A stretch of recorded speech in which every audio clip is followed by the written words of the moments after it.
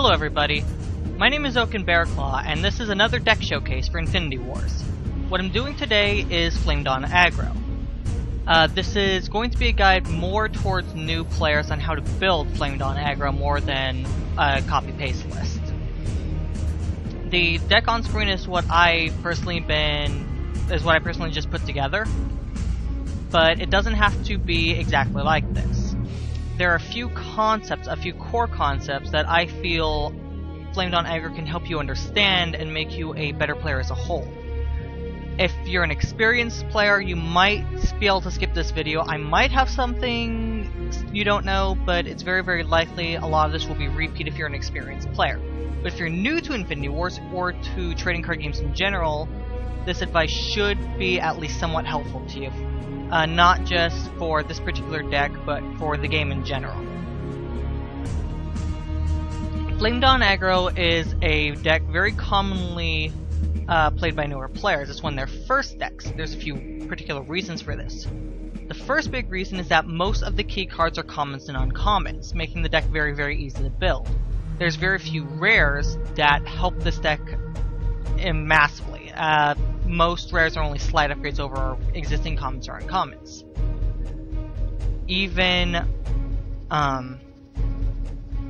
Okay. So let me talk about a few mistakes I see new players making when they put together their first Anti-DoD Aggro deck. The first mistake I always see every time is not having any source of direct damage. This is things like Saculus the Hammer's effect, or mortar cannons, or torchbearers. A lot of people feel that mortar cannons are really out of place here. But with the deck set up correctly, you're playing mortar cannons after you've done the majority of your attacking. It's that if someone's completely stopped you from attacking through whatever means, mortar cannon is what you use to close the game. Because if they're down to 20 life, 15 life, whatever, mortar cannon is going to give them just a few turns to either answer it, gain some life somehow, or kill you first. And if they've been spending all their resources trying to stall you out so far, that last option is very highly unlikely. Mortar cannon, Saculus, and torchbearer's direct damage give you a way to close the game after you've lost the ability to successfully attack. To make the most of Saculus, if I can't stack for whatever reason, maybe I see that Genesis is going to put out a huge defense goal next turn, I will pull my guys back so I don't lose them, play Saculus in the support zone to deal a truckload of damage. If they didn't end up with the defense, you can always move them back out, but if they're already low on life, there are situations where I'd rather get the extra damage from Saculus than continue to attack and maybe get a couple of extra points and lose a lot of my characters. If Saculus is already in play, then I might just keep attacking. Now, the other major mistake I see people making is running a couple of specific cards that I feel are suboptimal at best. And I'll explain what those cards are and why I feel that way. Once I've gone over what the wrong choices are, I'll explain what I believe the right choices are. Let's start with Call the Crusade. It makes 3 of your 4/2 Anti-DoD aspirants for a cost of 5. As far as every point of resource per point of damage, that is very, very poor. That is 5 for 12. That is not efficient at all. That's really what you want to look for in Anti-DoD. How much damage can you get per point of resource? And Call of the Crusade just falls incredibly short. Secondly, you want to close the game out turn 5 or 6. By the time you can normally play this, you should have nearly won the game, or you're in a very bad spot already. It doesn't really help you win. Getting 3 creatures for a single characters, it has its own form of efficiency. Call of the Crusade is not the card you want to do that with at all. Pure Fortress of the Anti-DoD. Same thing, same reasons. You're getting 1 4/2 each turn for 4. That's going to be 4 turns until it even pays itself back based on your resource to damage ratio. That's going to be turn 8 minimum. That is so bad in this kind of deck. Some decks can make use of it. This isn't one of them. Now, two other cards I want to talk about. Stumble and Exhaust. I'm going to group these together because they're very, very similar cards. Exhaust just happens for an extra turn. These aren't necessarily that bad in Flamed-On Aggro. I just feel they're not as good as they could be. Flamed-On Aggro wants to close the game out as quickly as possible. Exhaust and Stumble, while they do clear away things that could block your guys, and that sometimes helps with that, most of the time, if you're playing those instead of creatures, that's going to be less damage on your part over the course of the game. You're actually slowing both strategies down rather than trying to speed up the game. This is why I feel they're not excellent cards, is because they don't play to your biggest strength. Now, some people make excellent use of them. I've seen these cards played amazingly well and extremely powerfully. But that takes a lot of skill to play those and still keep up the kind of pressure you need to keep up. So I wouldn't advise running them as a new player. One more card I want to talk about out of neutrals, and that's Wealthy Noble. If we're looking at... Here's the initial argument most people make.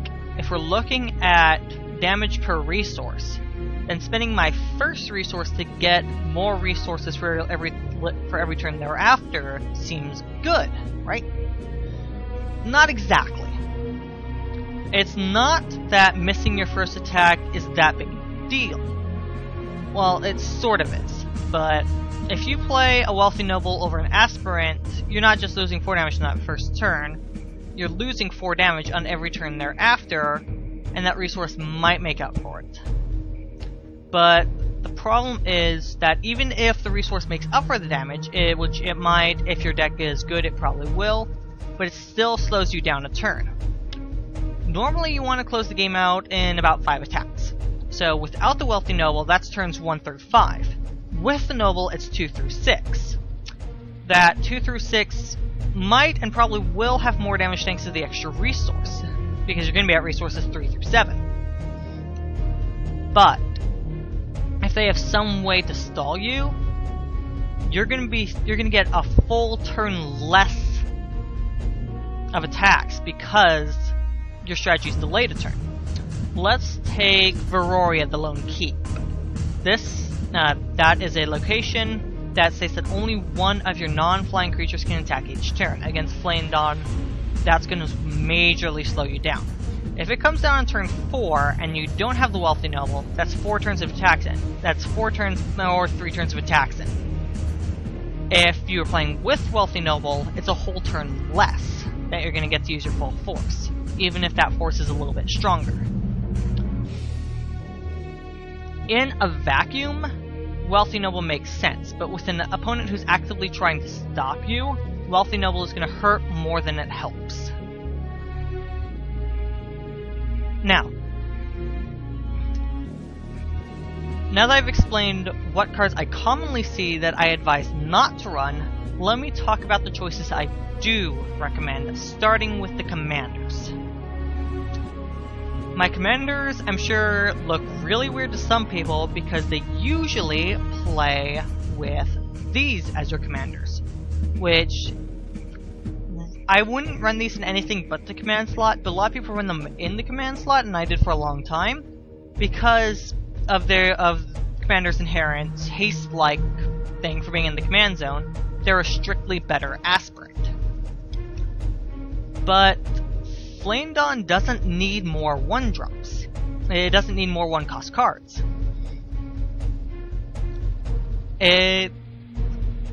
Because it's got the aspirants and, as of Infestation, the fanatics, and to a certain extent torchbearers as powerful 1-cost cards.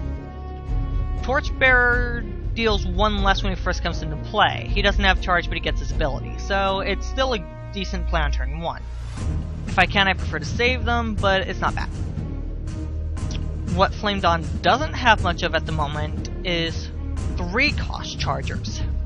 And I don't know if There might be one somewhere. There's none that I like, at the very least. That's why I run 2 3-cost cards as in command, because the Ransacker and the Aerial Commando, one of each. That way I can just put them lay straight and attacking through the command zone benefit. It gives us something we don't normally have to run those guys in the command zone. Stagulus is there simply because he's always going to be a threat there. He could come down, as soon as I hit 4 resources, the opponent knows he could come down at any time, and that's going to put a lot more pressure on him. Excuse me, my voice was getting a little dry. This is a re-recording. I recorded last night, but my audio got mixed up somehow, so I've got to re-record, and my voice is a little stressed from it, so sorry if I come out kind of weird today. Anyway, so that's my explanation on the commanders. Flamedong Fanatic. 6-2 charge for 1, and if he's in play at the end of the turn, he returns to his controller's hand. He's got 2 extra damage on the Fanatics at the cost of draining some extra resources. Now, that's not always going to be worth it. The reason I like this dude is because once you've drawn 1, you've always got that 1 extra resource to play. If you're at, say, 4 resources and you only have 3, and you only have mostly 3s, you don't have, say, 2 2s to play, you're going to be able to play a 3-drop and him. He just guarantees an extra use of that last resource at your middling turns. This guy's a 6-power charger for 2 that doesn't die if he gets into combat. There's not that much more needs to be said, he's just a good attacker. Reckless Zealot. When he comes in play, your opponent gains an additional maximum resource. For the same reasons as that you shouldn't run Wealthy Noble, this flags up as a big risk. However, unlike Wealthy Noble, he gives a ton of damage for his resource cost. He is 10 power for 2 resources, and he's a charger. That's just so much damage that I personally feel it's worth it. I mean, if Wealthy Noble was like a 3-2 or a 4-2 instead of a 0-2, then I would actually probably run him. That would make him kind of really, really stupid powerful, but I would run him at that point. Even if he was like a 2-2, if he contributed some damage on his own, I would run Wealthy Noble. Reckless Zealot gives so much for his cost that it's simply worth it. Now, he's not going to want to be the first 2-drop you play, but because you can play him at any time and get his damage. Play your other 2-cost cards first and let them come in later when the opponent already has the resources they want and you're just trying to punch through for as much damage as possible before they stall you. Aerial Commando. Not a charger, but has flying. So he's going to attack a turn later, but he's an 8-cost flyer. He gets around the vast majority of blockers. They're going to need a defense golem or another flyer to stop you. And he's still 8 power for 3 cost, which isn't a bad ratio. He's not as good as direct damage for breaking through the end of the game, but he's not bad at it. I don't need to explain why we're running a bunch of aspirants in here, do I? I didn't think so. Knight of the Flame Dawn. Not charged, no special abilities. The reason I highly recommend Knight of the Flame Dawn is 7 power for 2 cost is huge for his cost. He's simply that efficient. Mortar Cannon. I talked about this earlier. It's a 4 cost, and it's one of our only 4 costs, along with Zaculus. So you're never going to be playing the Mortar Cannon over some other creature. You're going to be playing your other creatures first, and unless you get stalled, at which point, obviously, start playing your cannons. But once you've run out of steam and you've played your attackers, Mortar Cannon is just consistent damage to try to close the game. If you're a new player and can't get Paladins, don't worry, they are not necessary for the deck to run. I try to get hold of something like Ghost Knight. But if you happen to have Paladins, they are rather good in this type of deck. Paladins are an inherently very strong card because they cannot be killed by non-damage sources. This deck doesn't make the most of that, but it's still a 6 power charger for 2 costs. It's basic. In this deck, they're a Knight of the Flame Dawn, you get 1 less power, but you get charged. So it's like actually an extra 5 or whatever the math turns out to be. So if you have Paladins, run them. If you don't, run some other 2 costs. Ghost Knight's decent, but it's real up to you.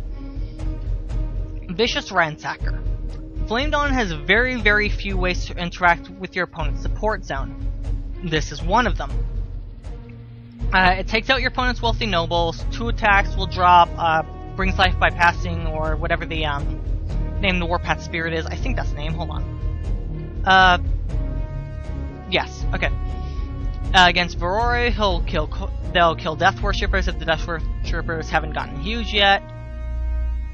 Not a charger, but again, 8 power for 3 isn't a bad ratio. And the extra damage to support zone characters means he's actually going to deal a little more than that. So, again, not playing this because of its speed, but because of its power, and it still attacks reasonably quickly on the 4th turn. Again, the 1 Ransacker in the command zone is going to come down on the 3rd turn, which is better. Torchbearers, again, they're another 1-drop. If you play them on turn 1, they're an aspirant that deals 1 less damage the 1st turn. Very small difference. But as the game goes on, these guys become more and more useful. As it gets harder to break through damage, that guaranteed 3 damage looks more and more appetizing. He's not bad early, and he gets better the later the game goes, and there's very few Flame Dawn cards that do that. Now, one thing a lot of people will note is that we're running only a few 3s, even fewer 4s. Here's the power curve. When you build a deck, you want your power curve to be a curve. You don't want it to zigzag or be doing anything weird. It doesn't matter where your peak is, although I highly recommend a curve that looks similar to this for Flame Dawn. But just for deck building in general, you want to pick one of your power points. 1, 2, 3, 8, whatever. I wouldn't recommend 8, but you can. And you want to build around that. Whatever your high point should be, it should slope off in either direction fairly gently. You don't want anything too sharp.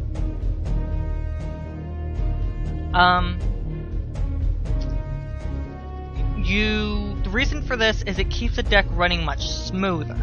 For instance, if I have, say, a lot of 2-drops, no 3-drops, a lot of 4-drops, my 3 resource turn is probably going to be spent playing a 2, at which point I'm wasting a resource unless I also have a lot of 1s. And that's kind of unreliable. Having a smooth curve means you're more likely to use all of your resources each turn.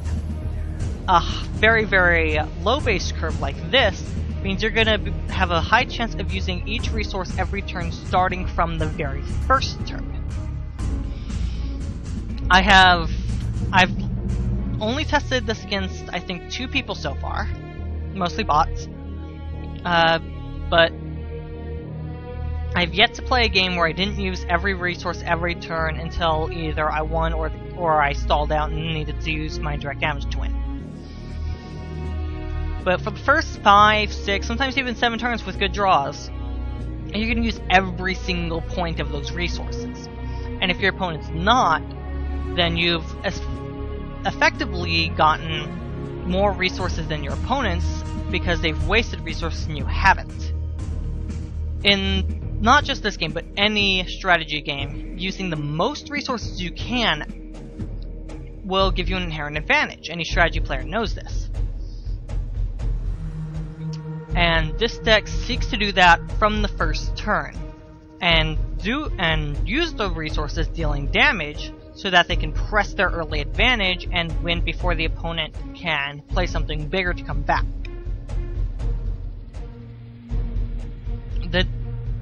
Actually playing this deck is fairly simple.